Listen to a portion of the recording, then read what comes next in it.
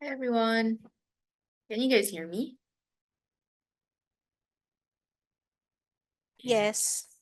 Yay! Great. So I'm glad that you guys could make it today. Medyo iba yung itsura ko from a while ago.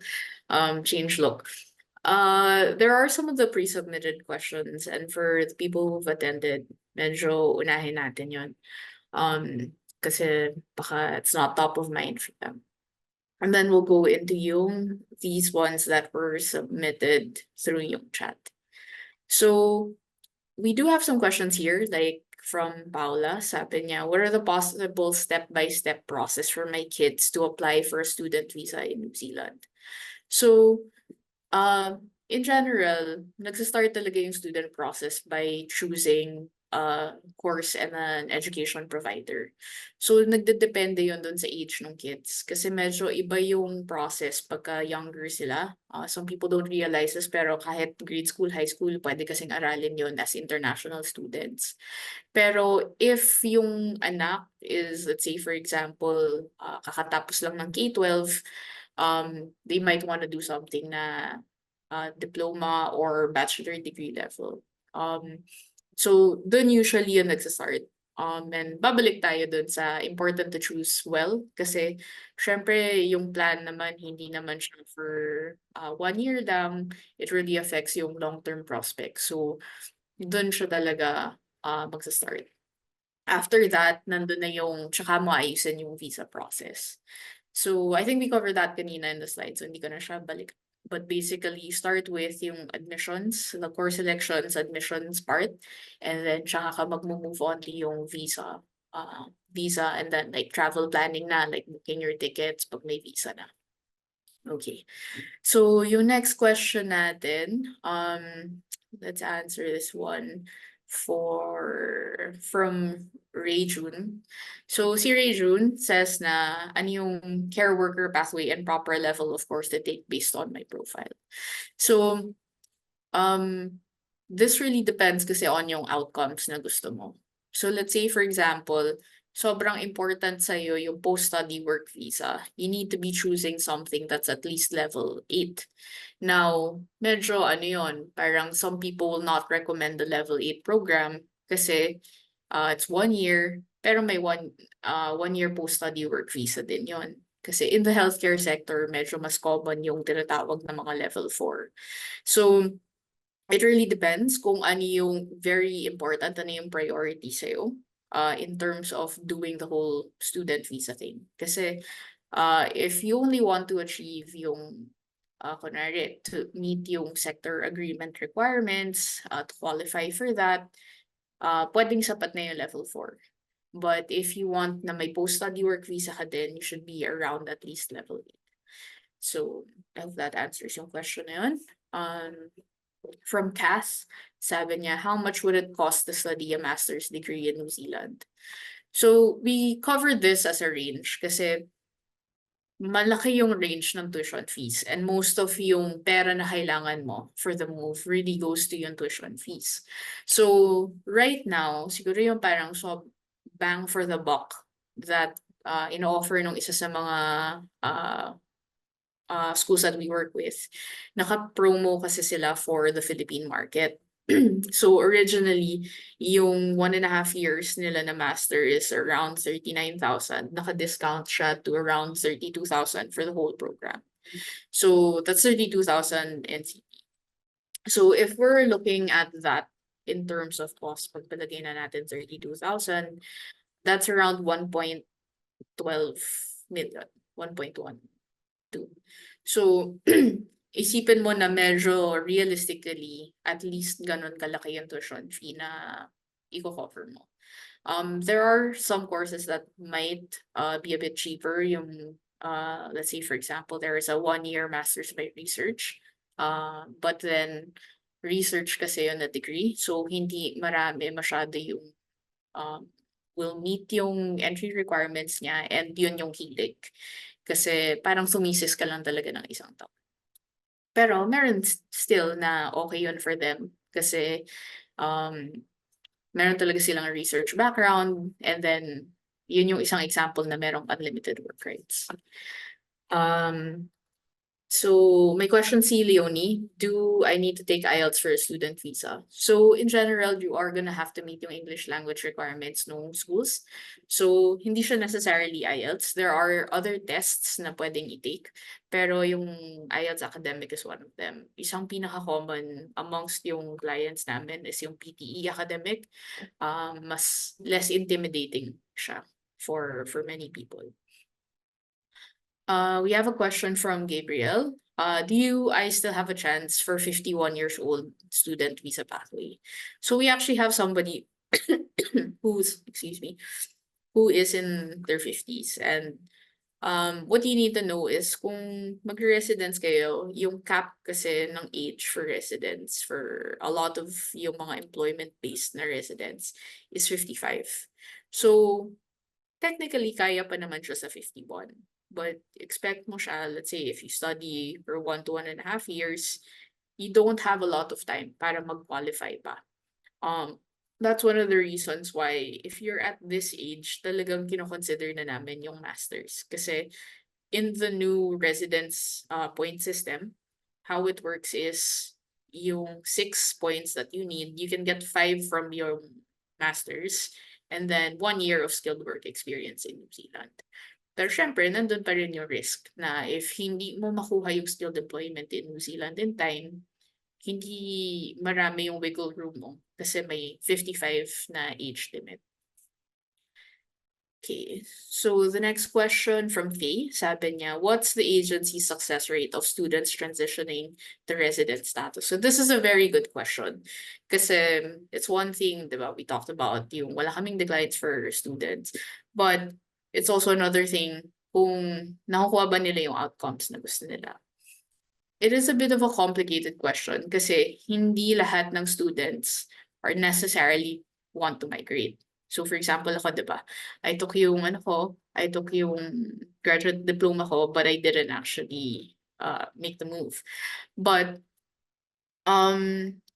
for those na they really intended to do residence, honestly, since we started doing this in around 2015, I think, 2016, isa lang yung naiisip ko na hindi siya nabigyan ng residence.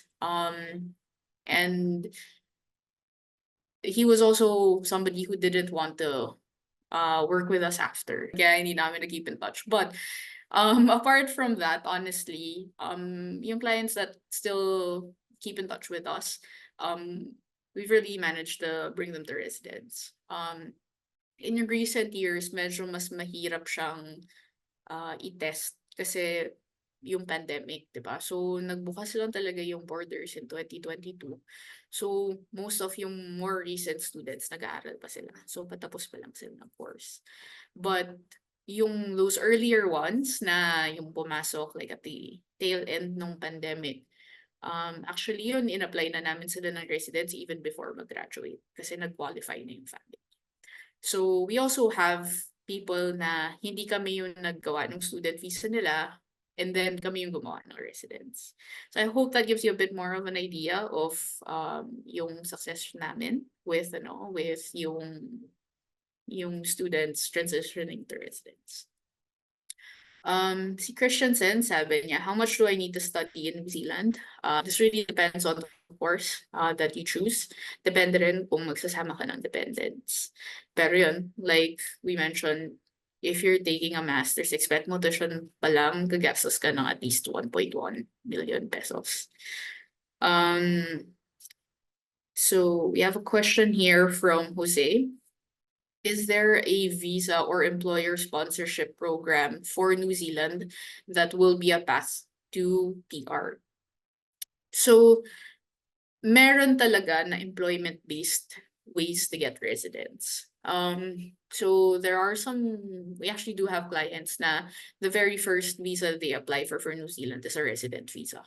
So, nag-i-exist siya. A lot of the ones that we do tend to be in the healthcare space.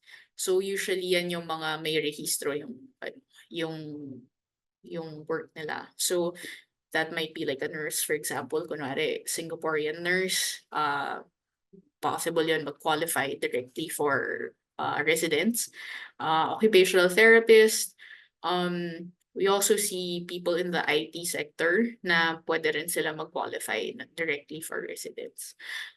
There are also certain occupations na ano siya, na meron siyang work to residence pathway. So like sa teaching, it's quite common, nakikita namin yan. So meron siya. Usually the struggle there is hindi sila makakuha ng employer upfront. So when they get an employer upfront, tapos qualified naman sila for residence, minsan didiretso na lang talaga namin yun sa residence instead of dumaan pa ng work visa. Pero yun yung challenge to overcome, getting yung job offer. Okay. Okay, so going back to yung question ni Faye kanina, no? Can you still sponsor a partner visa if holding a student visa? I thought there was an update in the policy just recently. So, yung policy change na medyo recent, that was last year, was actually affecting partners of workers, hindi siya partners of students. So, the rules on when a student can bring their partner on a work visa hasn't actually really changed. There are only very specific course options na pwede ka magsama ng partner na mag-work visa din sila. Okay, si Irish read something about hybrid setup for healthcare study po. Study here in the PH and then take OJT and NC. May ganun setup po kaya talaga. There are hybrid setups talaga. Not just in healthcare. There are courses where you can take part of it online and then complete it in New Zealand. It depends on what you want to get out of it. So the problem that you have usually is when you don't take the course in New Zealand is kung gusto mo sana ng post-study work visa is hindi mo makukuha yung post-study work visa. Kasi there's a minimum time that you need to be in New Zealand studying para mag-qualify for that. So those sort of programs do exist.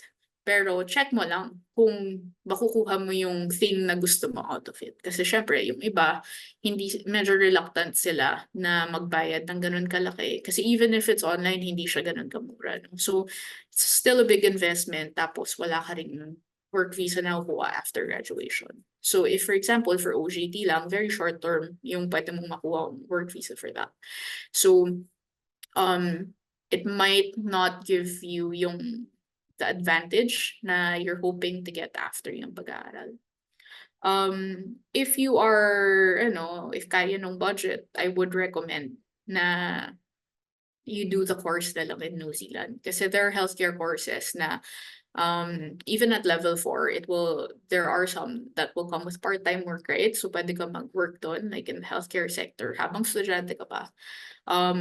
I'd actually met with one of yung providers kasi they were here last year visiting. No? Sila, yung post-study nila na employment rate is 100%. And that's because sobrang strong yung connection nila with yung mga employers. So, sometimes it just makes more sense na aralin mo na lang siya doon. But if yung sa'yo is gusto mo lang talaga mag-earn ng international qualification, you want to have some experience in New Zealand, pero okay lang sa'yo i-take yung risk na baka hindi ka makakuha na longer term visa, then it might be a good fit for you. Si Kristen, yung question niya is, how do you qualify for a master's? Ano po ang course requirements? Different schools have different requirements. It also depends kung ano yung mismong ina-applyan na master's. Hindi sila pare-pareho. But in general, you will at least need a bachelor degree. Pero there are some schools na kailangan meron kang certain grade point average. There are schools na kailangan meron kang research proposal na kasama, depende on anong klase ng ginagawa mo. There are courses na kailangan yung undergrad mo was in a specific field. So, depende talaga siya kung ano yung i-take na program. Some of them meron din work experience requirements. So say for example, in the Philippines meron din ganun. Like hindi ka nila ipag-MBA unless meron kang certain number of years of experience. Okay. Excuse me. So, This is a very good question from Region. Do you also assist with accommodation outside the campus? So we don't actually arrange accommodation. And medyo iba kasi talaga yung accommodation in New Zealand. Doon, very common, lalo na sa mga students, yung nagpa-flat share. So, it's a bit hard to put you in accommodation na hindi mo pa siya nakikita. So, what most people will do is magbubook muna sila ng temporary accommodation for 2 weeks and then maghahanap sila while they're there. So, there's actually a Facebook group na very helpful na parang Pinoy na, I don't know if it's Pinoy flat sharing or something like that. It also depends on the region you're in. Pero one thing na sobrang helpful resource is yung school itself. Kasi they usually have a team that really helps yung mga international students to settle in. So if kunwari, hindi pa kayo talaga sold dun sa dun sa nakikita nyo online na listings, because most people talaga will just find their accommodation through online listings, like Trade Me. But if, for example, di talaga kayo makahanap, you can always approach them and they're going to help you out. They're gonna help you find something suitable. So si Leonie, may question siya. How are the chances of caregiver courses for high school graduates from the Philippines? Hindi ako masyado sure kung ano yung ibig sabihin ng question. Like, if it means ano yung likelihood na matanggap sila for a course, or if you mean yung ano yung likelihood na with a high school degree na old curriculum, may employ ka pa. So if it's the first, there are healthcare courses na suitable dun sa mga high school grad. So that's not something na you really need to be worried about kung yun lang. If yung question mo is ano yung chances na na makuha ka as caregiver ng high school graduate ka, it also depends dun sa experience mo. So sometimes kung sobrang experience talaga yung caregiver, possible na hindi na siya hahanapan ng employer ng formal na qualifications kung sapat na yung work experience nila. Pero kung ganun siya na, hey Faye, thanks shoutout, hinanap mo talaga siya yung FB group, Buhay Flatmates in New Zealand. So we actually have some of our students na gano'n nila nahanap yung nila, yung flat nila in Auckland. So kaya ko siya na-mention. Thanks for finding that, Faye. But yeah, to go back, kung wala kang formal training and then talagang work experience lang yung gagamitin mo, you might find it okay to find a job, pero it might give you difficulty dun sa pag-qualify dun sa residents, specifically for caregivers. It's called yung Care Workforce Sector Agreement. So if work lang and you're a high school grad but you're an experienced caregiver, possible pa rin naman. But yung transition to residents might be a bit more difficult for you. Sige. Am I going too fast? Sabihan niyo lang ako. Medyo conscious lang ako kasi super daming questions which I love. I really, really like it pag sobrang interactive. Because I know na nagiging meaningful siya for you guys. But I also don't want to go overtime kasi gabi na and you guys might have work tomorrow. So yung question ni Carlo kanina was, how about po sa age limit for student? Walang age limit for yung student mismo. Tapos yung question niya is, risky na po ba ang 43? May nagsabi po kasi sa akin na risky na po ang age ko. Power plant engineer po ako, may chance pa ba ako? Honestly, I don't think 43 is risky. Context lang din kasi dito is, sa New Zealand kasi kahit mga 60 na yun, pag gusto nila na may pagkakaabalahan, nag-work pa sila. So it's not that strange for them. Pero because you're a migrant, yung clock mo talaga, nandun siya nag-rest dun sa yung age limit for residents. Pero malayo ka pa sa 55. So there's enough time. So I'll just go back. We had one more question kanina from Kath. Sabi niya, I'm a graduate of a non-board ladderized program of electronics engineering course in the Philippines. Would it be better to take a master's degree in NC or take another bachelor's engineering course to become a licensed engineer recognized by NC? Me and my family is planning to settle for long term. Um, Depends, Kath, kung ano yung gusto mong outcome. The good thing is that there are a lot of engineering programs that are on what's called the green list. In your case in particular, sa engineering, we actually do have an education provider who does a lot of cross-crediting. So yung bachelor degree mo, hindi na siya necessarily 3 years ulit to complete.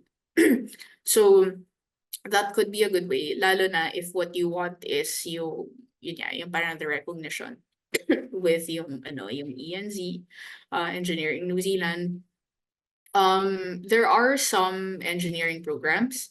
They're not that common. So kung mag-engineering ka na masters, okay din naman yun, pero you just need to know na magiging narrow talaga yung selection mo ng programs.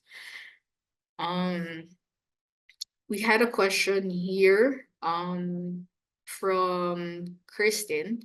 Sabi niya, on the video we presented, fire officer enrolled to IT. Does this mean we can possibly enroll in courses totally unrelated? I'm a registered nurse with an active license, but I'm working for the government under the DA. Can you possibly list me for any diploma or certificate course related to health or nursing, since gusto ko bumalik sa nursing? So, yes, it's possible. To answer yung first part of the question, can you change your line of work? Yes, you can. But nire-recommend ko talaga na kung gagawin niyo yun talagang entirely wala siyang relationship to your background. Then get a licensed advisor to do this. Kasi talagang dyan malakas mag-decline si immigration. In your case, hindi naman siya completely out of nowhere, no? Kasi yung yung undergrad mo was actually in health. So, yeah, we can actually put you in a healthcare program. Sa healthcare kasi marami siyang options. It depends on like what kind of thing you want to do. Depende kung ano yung objectives mo rin. Like how important is yung post-study work visa? Are you bringing family? Excuse me. Are you bringing family? Ano yung budget mo? Those things will really dictate kung ano yung pinaka-okay or pinaka-fit sa'yo na program. Okay. So, I think we did a good job. This may have been yung pinaka-interactive natin na webinar so far. I really enjoyed na dami nating questions. And I really hope that you guys found it helpful. So, I know that it might be an information overload. So, take some time to digest yung narinig nyo today. And I'm sure that Faith is also going to help you with some follow-up emails to help you kind of think that stuff over. But if you feel that this is the pathway for you, or in fact, if you just really are decided na you really want to take New Zealand seriously, mag-book na lang kayo ng initial consultation. Kasi dun sa initial consultation, test talaga natin kung ano yung mga possible na pathways na fit sa inyo. So you might have noticed na I haven't talked too much about residence kasi magiging overwhelming talaga siya if we talk about residence kasi there's also more than one residence category.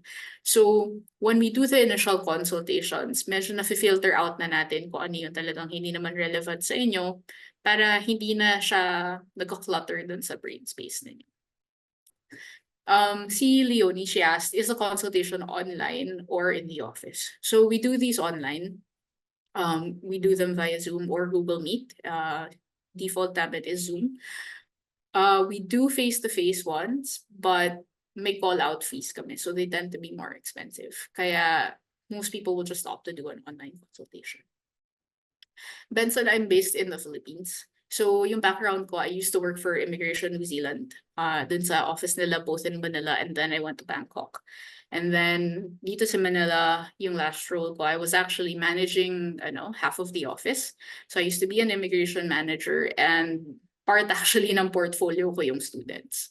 So yun yung isa sa kaya naging area of specialization.